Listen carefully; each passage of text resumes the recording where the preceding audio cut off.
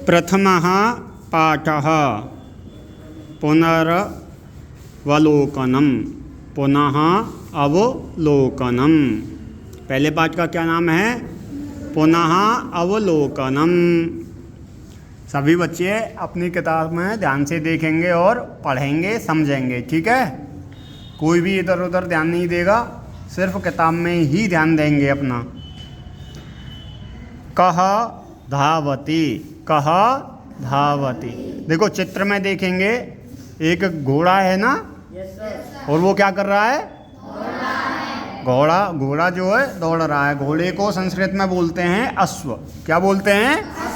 हाँ। तो अब अध्यापक आपसे प्रश्न कर रहे हैं उस चित्र को दिखा करके कि कह धावती, कौन दौड़ रहा है? तो बच्चे क्या बोलेंगे? अश्वः धावती, अश्वः धावती। घोड़ा दौड़ रहा। अब घोड़ा एक है या दो? एक घोड़ा है, तो एक घोड़ा होने के कारण एक ही वचन में क्रिया का भी प्रयोग होगा और एक ही वचन में घोड़े का भी प्रयोग। अब आगे देखो, अगले वाले चित्र में कितने घोड़े हैं? दो घोड़े हैं। अब अध्यापक आपसे पूछेंगे कौ धावतः, द्विवचन में कौ बन जाएगा और क्रिया भी द्विवचन में प्रयोग करेंगे तो धावतः। कौ धावतः, कौन दोनों दौड़ रहे हैं? तो अश्वौ धावतः, अश्वौ धावतः, दोनों घोड़े दौड़ रहे। आ रहा है ना समझ में? क्योंकि दो घोड़े हो गए तो घोड़े भी द्विवचन में प्रयोग होंगे और जो क्रिया है वो भी द्विवचन वाले प्रयोग होगी। आगे देखो चित्र में कितने घोड़े हैं? हाँ, यानी कि दो से ज़्यादा घोड़े हैं। जब दो से ज़्यादा घोड़े हो जाएंगे तो बहुवचन का प्रयोग होता। हाँ, तो के धावंती, कौन सब दौड़ रहे हैं? तो अश्वाः धावन्ति, अश्वाः धावन्ते, घोड़े दौड़ रहे हैं। कौन दौड़ रहे हैं? घोड़े दौड़ रहे हैं। अब ये देखो नीचे वाले चित्र में एक व्यक्ति है, वो क्या कर रहा है? हाँ, अब तुमसे प्रश्न पूछा जाएगा कह खादति, कह कौन खा रहा? नरः खादति, नरः आदमी खा रहा है या व्यक्ति खा रहा। हाँ, अब देखो अगले वाले चित्र में कितने व्यक्ति हैं? वो दो व्यक्ति हैं। दो व्यक्ति होंगे तो द्विवचन का ही प्रयोग होगा और क्रिया भी द्विवचन में ही प्रयोग की जाएगी। तो कौ खादतः, कौ खादतः, कौन दोनों खा रहे हैं? हाँ, दो आदमी खा रहे हैं ना, तो उसका उत्तर मिल रहा है हमको नरौ खादतः, नरौ। बहुत अच्छे। अब अगले वाले चित्र में कितने व्यक्ति हैं? तीन। जब दो से ज़्यादा हो जाएंगे तो कौन से वचन का प्रयोग होगा? बहुवचन का। बहुत अच्छे। तो के खादन्ति, के, हाँ, कौन सब खा रहे? तो नराः, नराः, हाँ, वे सभी व्यक्ति खा रहे हैं। ठीक है। अब देखो आगे स्त्रीलिंग का प्रयोग कर रहे हैं। कौन से लिंग का? हाँ, ऊपर कौन से लिंग का प्रयोग किया था? पुल्लिंग का। कौन से लिंग का? और स्त्रीलिंग के बाद में नपुंसक लिंग का प्रयोग करेंगे। अब देखो स्त्रीलिंग में सबसे पहले चित्र में क्या दिखाई दे रहा है आपको? लड़की पढ़ रही है। तो प्रश्न पूछा जा रहा है का पठति, का कौन पढ़ रही? बालिका पठति, बालिका, हाँ, छात्रा पढ़ रही है, बालिका पढ़ रही है। अब देखो पुल्लिंग था तो कहा के पीछे विसर्ग लगे हुए थे, है ना? अब स्त्रीलिंग आ गया तो का के आगे क्या लगा दिया इन्होंने? बड़े आ की मात्रा। ठीक है, तो यही हमको पहचान मिलती है स्त्रीलिंग और पुल्लिंग में। अब आगे हम चित्र में देखेंगे तो क्या दिखाई दे रहा है हमको? हाँ, दो लड़की के पठतः, के पठतः, कौन दोनों पढ़ रही?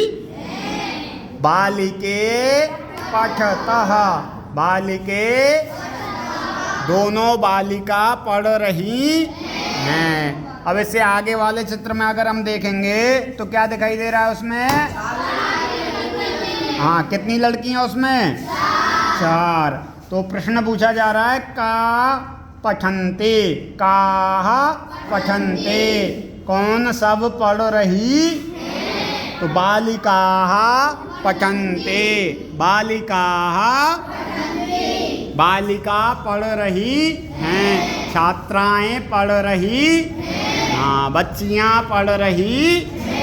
अब आगे देखो चित्र में क्या दिखाई दे रहा है तुमको?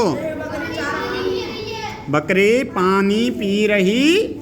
अब हमसे प्रश्न पूछा जाएगा का जलम पिबती, का जलम, बहुत अच्छे। तो प्रश्न पूछा गया है, उसका उत्तर क्या मिलेगा? अजा, हाँ अजा जलम पिबती। बकरी की संस्कृत होती है अजा, क्या होती है? और अजा स्त्रीलिंग में प्रयोग की जाती, तो अजा जलम पिबती, बकरी जल पी रही। आगे वाले चित्र में क्या दिखाई दे रहा है तुमको? हाँ, दो बकरी पानी पी रही।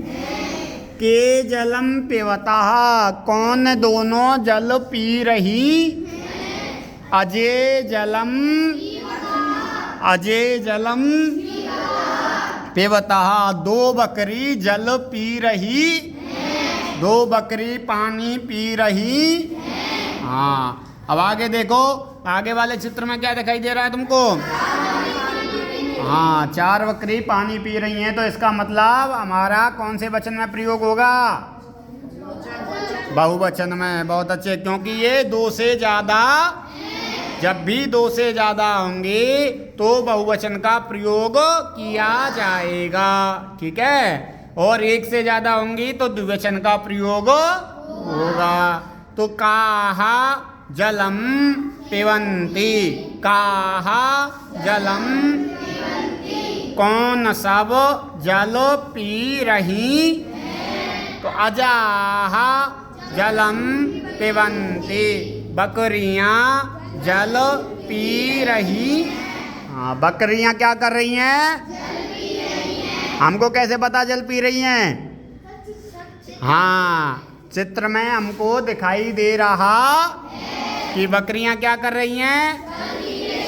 हाँ, बहुत अच्छे। अब देखो आगे हम चलेंगे तो आगे वाले चित्र में क्या दिखाई दे रहा है हमको? हाँ, एक पेड़ से, तो देखो किम पतति, किम, बहुत अच्छे।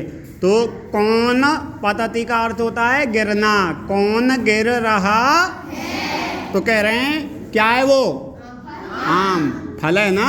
तो फलम पतति, फलम, फल गिर रहा। तो फल देखो एक ही फल है ना, तो इसलिए यहाँ पर एक वचन का प्रयोग किया गया। अब आगे वाले चित्र में क्या दिखाई दे रहा है आपको? हाँ, 2 फल क्या कर रहे हैं? गिर रहे हैं। तो के पततः, के, हाँ, के का अर्थ होता है कौन दोनों, पततः गिर रहे।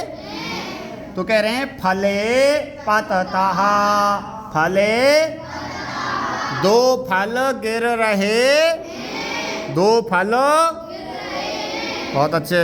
अब आगे देखो, इस बार अगले वाले चित्र में क्या दिखाई दे रहा है आपको?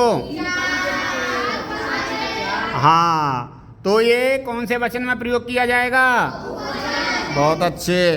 कानी पतन्ति, कानी, हाँ, कौन सब गिर रहे? तो फलानी, फलानी, फलें गिर रहे, फलें गिर रहे हैं। अब अगले वाले चित्र में देखो क्या हो रहा है। हाँ, फूल खिल रहा। हाँ, तो फूल एक है या दो? एक। तो एक फूल है तो कौन से वचन में प्रयोग करेंगे इसका? एक वचन में। तो किम विकसति, किम विकसति, कौन खिल रहा? तो कमलम विकसति, कमलम, कमल खिल रहा। अगले वाले चित्र में कितने फूल हैं? कितने हैं? दो फूल होने के कारण कौन से वचन में प्रयोग करेंगे इनका? द्विवचन में। बहुत अच्छे। के विकसतः, के बहुत अच्छे। कौन दोनों खिल रहे? तो कमले विकसतः, कमले, दो कमल खिल रहे। अगले वाले चित्र में तीन कमल खिल रहे हैं तो कौन से वचन में प्रयोग करेंगे इनका? हाँ, कानी विकसन्ति, कानी। हाँ, तो कानी बहुवचन में हो गया, विकसन्ति भी। तो कौन सा वो विकसन्ति खिल रहे? तो कमलानी विकसन्ति, कमलानी।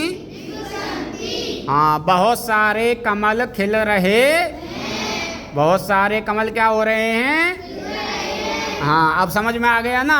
अगर एक होगा तो एक वचन में प्रयोग करेंगे, दो होंगे तो द्विवचन में प्रयोग करेंगे, और दो से ज़्यादा होंगे तो हाँ, पुल्लिंग का समझ में आ गया, स्त्रीलिंग का समझ में आ गया, नपुंसकलिंग का समझ में। हाँ, कोई दिक्कत हो तो बताओ। हाँ, तो इसी तरह से धीरे धीरे हम क्या करेंगे, छोटे छोटे संस्कृत वाक्यों को बनाना। ठीक है।